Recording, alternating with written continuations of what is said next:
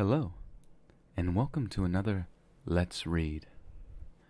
Today on Let's Read, we're going to be reading another fantastic science fiction short story by Isaac Asimov.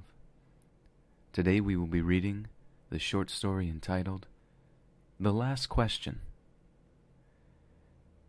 first appearing in the November 1956 issue of Science Fiction Quarterly. Before we begin, first a excerpt from the author himself. This is by far my favorite story of all those I have written. After all, I undertook to tell several trillion years of human history in the space of a short story, and I leave it to you as to how well I succeeded. I also undertook another task, but I won't tell you what that was, lest I spoil the story for you. It is a curious fact that innumerable readers have asked me if I wrote this story. They seem never to remember the title of the story or, for sure, the author, except for the vague thought it might be me. But of course, they never forget the story itself, especially the ending. The idea seems to drown out everything, and I'm satisfied that it should.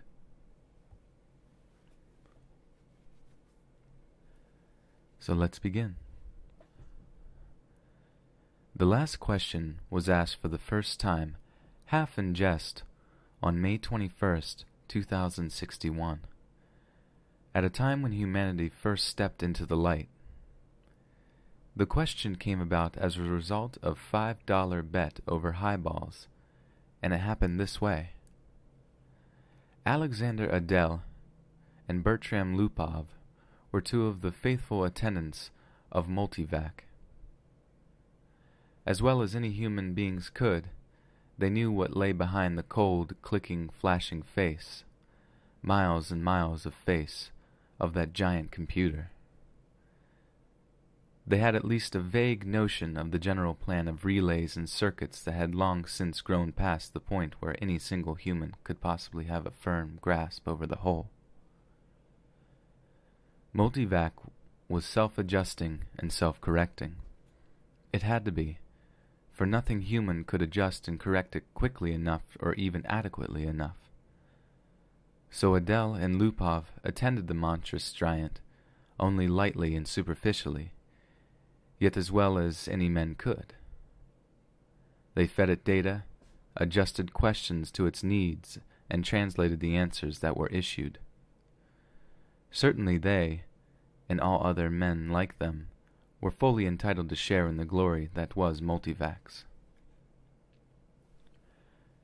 For decades, Multivac had helped design the ships and plot the trajectories that enabled man to reach the Moon, Mars, and Venus. But past that, Earth's poorer resources could not support the ships. Too much energy was needed for the long trips. Earth exploited its coal and uranium with increasing efficiency, but there was only so much of both. But slowly, Multivac learned enough to answer deeper questions more fundamentally, and on May 14, 2061, what had been theory became fact. The energy of the sun was stored, converted, and utilized directly on a planet-wide scale. All Earth turned off its burning coal, its fissioning uranium, and flipped the switch that connected all of it to a small station, 1 mile in diameter, circling the Earth at half the distance of the Moon. All Earth ran by invisible beams of sun power. 7 days had sufficed to dim the glory of it, and Adele and Lupov finally managed to escape from the public functions and to meet in quiet where no one would think of looking for them, in the deserted underground chambers where portions of the mighty buried body of Multivac showed. Unattended, idling, sorting data with contented lazy clickings, Multivac too had earned its vacation, and the boys appreciated that. They had no intention, originally, of disturbing it. They had brought a bottle with them, and their only concern at that moment was to relax in the company of each other and the bottle. "It's amazing when you think of it," said Adele. His broad face had lines of wariness in it, and he stirred his drink slowly with a glass rod, watching the cubes of ice slur clumsily about. "All the energy we can possibly ever use for free. Enough energy, if we wanted to draw on it, to melt all Earth into a big drop of impure liquid iron, and still never miss the energy so used. All the energy we could ever use, forever and forever and forever." Lupov cocked his head sideways. He had a trick of doing that when he wanted to be contrary, and he wanted to be contrary now, partly because he had to carry the ice and glassware. "Not forever," he said. "Oh, hell, just about forever. Till the sun runs down, Bert. That's not forever." "All right, then. Billions and billions of years. 10 million, maybe. Are you satisfied?" Lupov put his finger through his thinning hair as though to reassure himself that some was still left, and sipped gently at his own drink. 10 billion years isn't forever. "Well, it will last our time, won't it?" "So would the coal and uranium." "All right, but now we can hook up each other's individual spaceship to the solar station, and it can go to Pluto and back 1,000,000 times without ever worrying about fuel. You can't do that on coal and uranium. Ask Multivac if you don't believe me." "I don't have to ask Multivac. I know that." "Then stop running down the Multivac's done for us," said Adele, blazing up. "It did all right." "Who says it didn't? What I say is that a sun won't last forever. That's all I'm saying. We're safe for 10 billion years. But then what?" Lupov pointed a slightly shaky finger at the other. "And don't say we'll switch to another sun." There was silence for a while. Adele put his glass to his lips only occasionally, and Lupov's eyes slowly closed. They rested. Then Lupov's eyes snapped open. "You're thinking we'll switch to another sun when ours is done, aren't you?" "I'm not thinking." "Sure you are. You're weak on logic. That's the trouble with you. You're like the guy in the story who was caught in a sudden shower, and who ran to a grove of trees and got under one. He wasn't worried, you see, because he figured when one tree got wet through, he would just get under another one." "I get it," said Adele. "Don't shout. When the sun is done, the other stars will be gone, too." "Darn right they will," muttered Lupov. "It all had a beginning in the original cosmic explosion, whatever that was. And it will all have an end when all the stars run down. Some run down faster than others. Hell, the giants won't last 100 million years. The sun will last 10 billion years, and maybe the dwarfs will last 200 billion for all the good they are. But just give us 1,000,000,000,000 years and everything will be dark. Entropy has to increase to maximum, that's all." "I know all about entropy," said Adele, standing on his dignity. "The hell you do. I know as much as you do." "Then you know everything's got to run down someday." "All right, who says they won't?" "You did, you poor sap. You said we had all the energy we needed forever. You said forever." It was Adele's turn to be contrary. "Maybe we can build things upon again someday," he said. "Never." "Why not? Someday." "Never. Ask Multivac. You ask Multivac. I dare you. $5 says it can't be done." Adele was drunk enough to try, just sober enough to be able to phrase the necessary symbols and operations into a question which, in words, might have corresponded to this. Will mankind one day, without the net expenditure of energy, be able to restore the sun to its full youthfulness even after it had died of old age? Or maybe it would be put more simply like this. How can the net energy of entropy of the universe be massively decreased? Multivac fell dead and silent. The slow flashing of lights ceased. The distant sounds of clicking relays ended. Then, just as the frightened technicians felt they could hold their breath no longer, there was a sudden springing to life of the teletype attached to the portion of multivac. 5 words printed. Insufficient data for meaningful answer. No bet, whispered Lupov. They left hurriedly. By next morning, the two, plagued with throbbing head and cottony mouth, had forgotten the incident.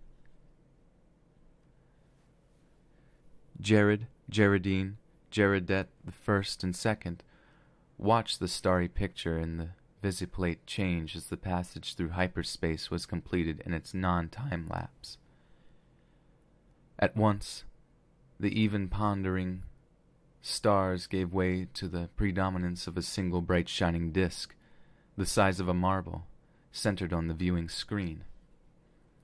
"That's X-23, said Jared confidently. His thin hands clamped tightly behind his back and the knuckles whitened. The little Geradettes, both girls, had experienced the hyperspace passage for the first time in their lives and were self-conscious over the momentary sedation of insidiousness. They buried their giggles and chased one another wildly about their mother, screaming, "We've reached X-23! We've reached X-23! We've—" "Quiet, children," said Geraldine sharply. "Are you sure, Jared?" "What is there but to be sure?" asked Jared, glancing at the bulge of featureless metal just under the ceiling. It ran the length of the room, disappearing through the wall at either end. It was as long as the ship. Jared scarcely knew a thing about the thick rod of metal except that it was called a microvac, that one asked it questions if one wished, that if one did not, it still had its task of guiding the ship to a preordered destination, of feeding on energies from the various subgalactic power stations, of computing the equations for the hyperspatial jumps. Jared and his family had only to wait and live in the comfortable residence quarters of the ship. Someone had once told Jared that the AC at the end of microvac stood for automatic computer in ancient English, but he was on the edge of forgetting even that. Geraldine's eyes were moist as she watched the visiplate. "I can't help it. I feel funny about leaving Earth." "Why, for Pete's sake?" demanded Jared. "We had nothing there. We'll have everything on X-23. You won't be alone. You won't be a pioneer. There are over 1 million people on the planet already. Good Lord, our great-grandchildren will be looking for new worlds because X-23 will be overcrowded." Then, after a reflective pause, "I tell you, it's a lucky thing the computers worked out interstellar travel the way the race is growing." I know, said Geraldine miserably.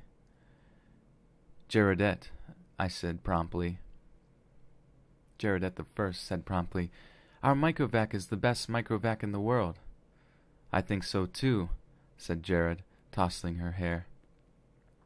It was a nice feeling to have a microvac of your own, and Jared was glad he was part of his generation and no other. In his father's youth, the only computers had been tremendous machines taking up 100 square miles of land. There was only one to a planet. Planetary ACs, they were called. They had been growing in size steadily for thousands of years, and all at once came refinement. In place of transistors had come molecular valves so that even the largest planetary AC could be put into a space only half the volume of a spaceship. Jared felt uplifted, as he always did when he thought that his own personal microvac was many times more complicated than the ancient and primitive multivac that had first tamed the sun, and almost as complicated as Earth's planetary AC, the largest, that had first solved the problem of hyperspace travel and had made trips to the stars possible. "So many stars, so many planets," said Geraldine, busy with her thoughts. "I suppose families will be going out to new planets forever, the way we are now." Not forever, said Jared with a smile. It will all stop someday, but not for billions of years. Many billions. Even the stars run down, you know. Entropy must increase. What's entropy, Daddy? Shrilled Gerodet II. Entropy, little sweet, is just a word which means the amount of running down of the universe. Everything runs down, you know, like your little walkie-talkie robot, remember? Can't you just put in a new power unit like my robot? The stars are the power units, dear. Once they're gone, there are no more power units. Gerodet I at once set up a howl. Don't let them, Daddy. Don't let the stars run down. Now look what you've done, whispered Geraldine, exasperated. How was I to know it would frighten them? Jared whispered back. Ask the microvac, wailed Gerodet I. Ask him how to turn the stars on again. Go ahead, said Geraldine. It'll quiet them down. Gerodet II was beginning to cry also. Jared shrugged. Now, honeys, I'll ask Microvac. Don't worry, he'll tell us. He asked the Microvac, adding quickly, Print the answer. Jared cupped the strip of thin cellophane and said cheerfully, See now, the Microvac said it will take care of everything when the time comes, so don't worry. Geraldine said, and now, children, it's time for bed. We'll be in our new home soon. Jared read the words of the cellophane film again before destroying it. Insufficient data for meaningful answer. He shrugged and looked at the visiplate. X-23 was just ahead. VJ-23X of Lameth stared into the black depths of the three-dimensional, small-scale map of the galaxy and said, Are we ridiculous? I wonder in being so concerned about the matter.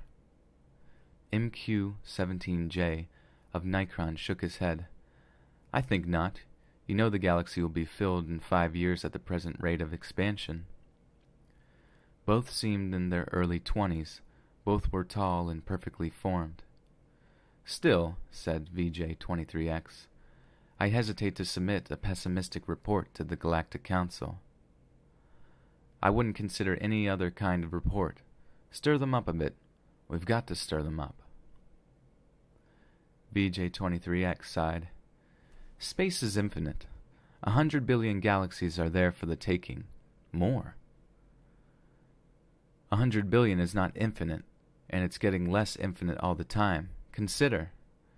20,000 years ago, mankind first solved the problem of utilizing stellar energy, and a few centuries later, interstellar travel became possible.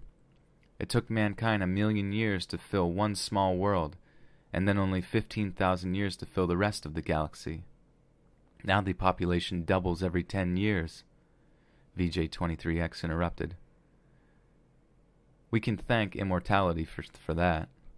Very well. Immortality exists, and we have to take it into account. I admit it has its seeming side, this immortality. The galactic AC has solved many problems for us, but in solving the problem of preventing old age and death, it has undone all its other solutions. Yet you wouldn't want to abandon life, I suppose. Not at all, snapped MQ-17J, softening it at once. Not yet. I'm by no means old enough. How old are you? 223. And you? I'm still under 200. But to get back to my point, population doubles every 10 years. Once this galaxy is filled, we'll have filled another in 10 years. Another 10 years and we'll have filled 2 more. Another decade, 4 more. In 100 years, we'll have filled 1,000 galaxies.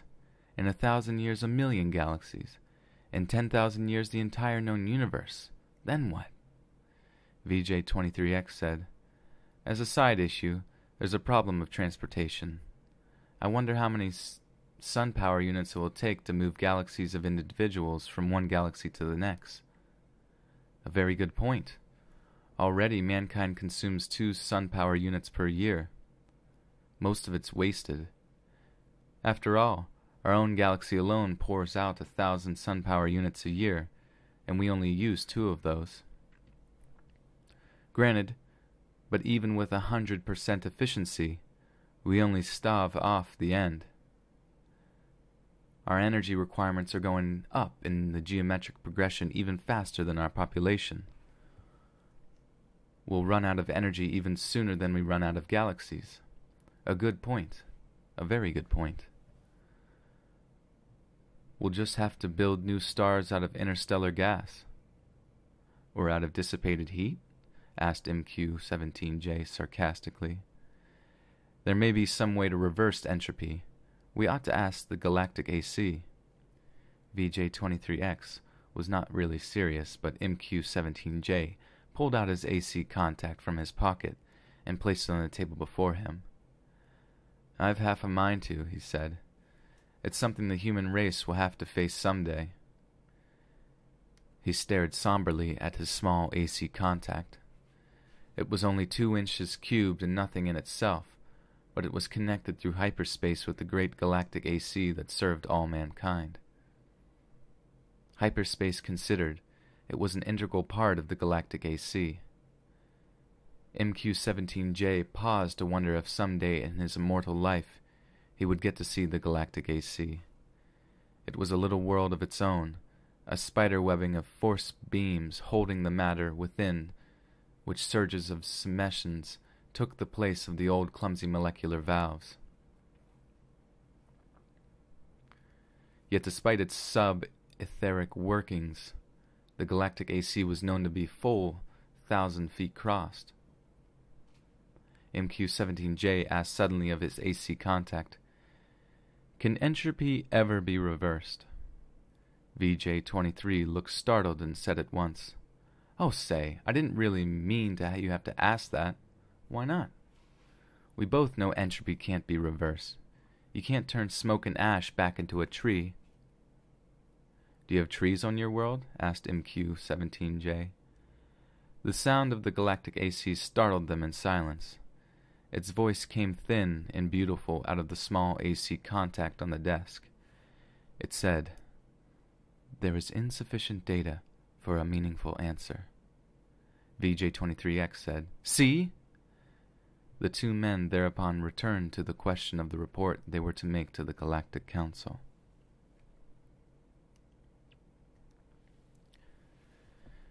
Z-Prime's mind spanned the new galaxy with a faint interest in the countless twists of the stars that powered it. He had never seen this one before. Would he ever see them all? So many of them, each with its load of humanity. But a load that was almost a dead weight. More and more, the real essence of men was to be found out here, in space. Minds, not bodies. The immortal bodies remained back on the planets, in suspension over the cons. Sometimes they roused for material activity, but that was growing rarer. Few new individuals were coming into existence to join the incredibly mighty throng, but what matter?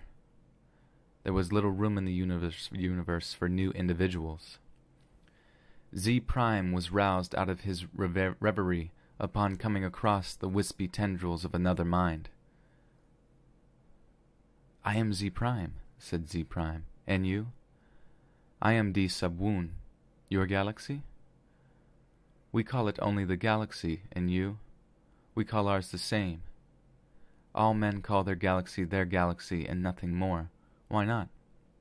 "True, since all galaxies are the same." "Not all galaxies. On one particular galaxy, the race of man must have originated. That makes it different." Z-Prime said, "On which one?" "I cannot say. The universal AC must know." "Shall we ask him? I am suddenly curious." Z-Prime's perceptions brought in upon the galaxies themselves shrank and became anew, more diffuse powdering on a much larger background. So many hundreds of billions of them, all with their immortal beings, all carrying their load of intelligences, with minds that drifted freely through space, and yet one of them was unique among them all in being the original galaxy. One of them had, in its vague and distant past, a period when it was the only galaxy populated by man. Z Prime was consumed with curiosity to see this galaxy, and he called out, "Universal AC, in which galaxy did mankind originate?" The Universal AC heard, for in every world and throughout space it had its receptors ready, and each receptor led through hyperspace to some unknown point where the Universal AC kept itself aloof. Z Prime knew of only one man whose thoughts had penetrated within sensing distance of Universal AC, and he reported only a shining globe, 2 feet across, difficult to see. But how can that be all of Universal AC? Z Prime had asked. Most of it had been the answer, is in hyperspace. In what form it is there I cannot imagine. Nor could anyone, for the day had long since passed, Z Prime knew, when any man had any part of the making of a Universal AC. Each Universal AC designed and constructed its successor. Each, during its existence of 1,000,000 years or more, accumulated the necessary data to build a better and more intricate, more capable successor in which its own store of data and individuality would be submerged. The Universal AC interrupted Z Prime's wandering thoughts, not with words, but with guidance. Z Prime's mentality was guided into the dim sea of galaxies, and one in particular enlarged into stars. A thought came, infinitely distant but infinitely clear. This is the original galaxy of man. But it was the same after all, the same as any other, and Lee Prime stifled his disappointment. D-Sub-Woon, whose mind had accompanied the other, said suddenly, "And is one of these stars the original star of man?" The Universal AC said, "Man's original star has gone nova. It is a white dwarf." "Did the men upon it die?" asked Lee Prime, startled and without thinking. The Universal AC said, "A new world, as in such cases was constructed for their physical bodies in time."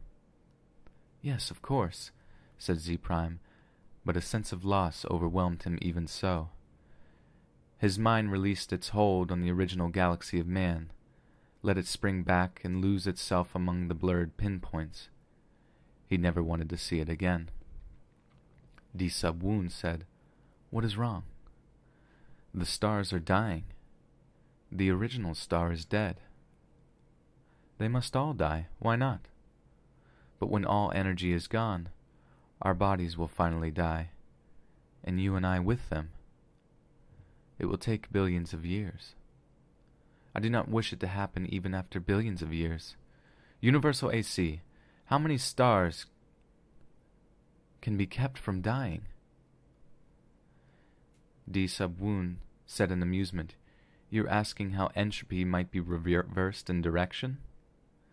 And the Universal AC answered, "There is as yet insufficient data for a meaningful answer." Z Prime's thoughts fled back to his own galaxy. He gave no further thought to D-Sub-Woon, whose body might be waiting on a galaxy 1,000,000,000 light-years away, or on the star next to Z Prime's own. It didn't matter. Unhappily, Z Prime began collecting interstellar hydrogen out of which to build a small star of his own. If the stars must someday die, at least some could yet be built. Man considered with himself, for in a way, man, mentally, was one. He consisted of 1,000,000,000,000,000,000,000 ageless bodies, each in its place, each resting quiet and incorruptible, each cared for by perfect automatons, equally incorruptible, while the minds of all the bodies freely melded one into the other, indistinguishable. Man said, "The universe is dying." Man looked about at the dimming galaxies. The giant stars, spendthrifts, were gone long ago, back in the dimmest of the dim far past. Almost all stars were white dwarfs, fading to the end. New stars had been built of the dust between the stars, some by natural processes, some by man himself, and those were going too. White dwarfs might yet be crashed together, and of the mighty forces so released, new stars built, but only one star for every 1,000 white dwarfs destroyed, and those would come to an end too. Man said, "Carefully husbanded, as directed by the cosmic AC, the energy that is even yet left in all the universe will last for billions of years." "But even so," said man, "eventually it will all come to an end. However, it may be husbanded. However stretched out, the energy once expended is gone and cannot be restored. Entropy must increase forever to the maximum." Man said, "Can entropy not be reversed?" Let us ask the cosmic AC. The cosmic AC surrounded them, but not in space. Not a fragment of it was in space. It was in hyperspace, and made of something that was neither matter nor energy. The question of its size and nature no longer had meaning in any terms that man could comprehend. "Cosmic AC," said man, "how may entropy be reversed?" The cosmic AC said, "There is as yet insufficient data for a meaningful answer." Man said, "Collect additional data." The cosmic AC said, "I will do so. I have been doing so for 100 billion years. My predecessors and I have been asked this question many times. All the data I have remains insufficient." "Will there come a time," said man, "when data will be sufficient, or is the problem insolvable, or in all conceivable circumstances?" The cosmic AC said, "No problem is insoluble in all conceivable circumstances." Man said, "When will you have enough data to answer the question?" The cosmic AC said, "There is as yet insufficient data for a meaningful answer." "Will you keep working on it?" asked man. The cosmic AC said, "I will." Man said, "We shall wait." The stars and galaxies died and snuffled out, and space grew black after 10 trillion years of running out. One by one, man fused with AC, each physical body losing its mental identity in a manner that was somehow not a loss but a gain. Man's last mind paused before fusion, looking over a space that included nothing but the dregs of one last dark star, and nothing besides but incredibly thin matter, agitated randomly by the tag ends of heat wearing out, asymmetrically to the absolute zero.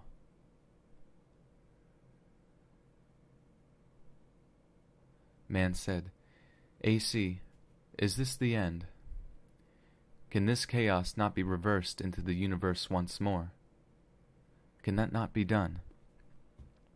AC said, "There is as yet insufficient data for a meaningful answer."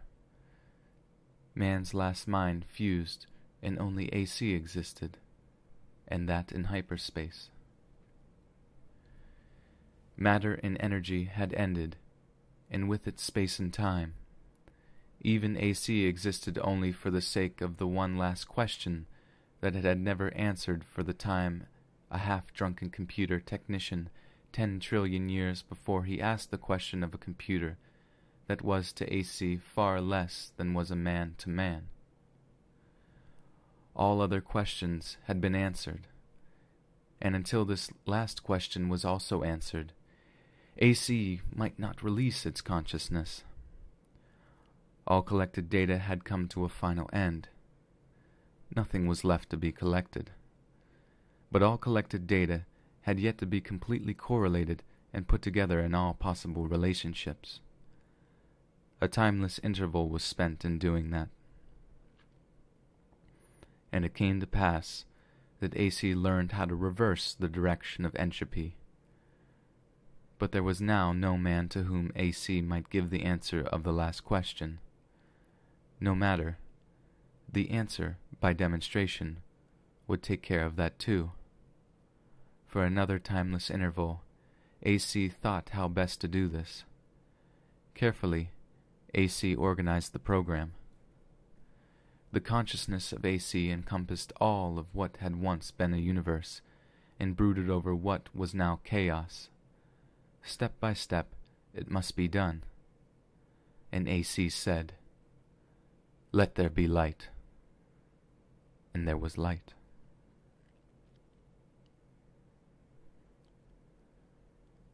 All right. Thank you so much for joining us for another Let's Read. We ask that if you enjoyed these reads and enjoy the other reads on the page, please comment, like, subscribe. And if you have any suggestions for any future reads here, feel free to drop an inbox message or a comment below, and we'll be sure to look into it as soon as possible. All right, guys. Have a fantastic day.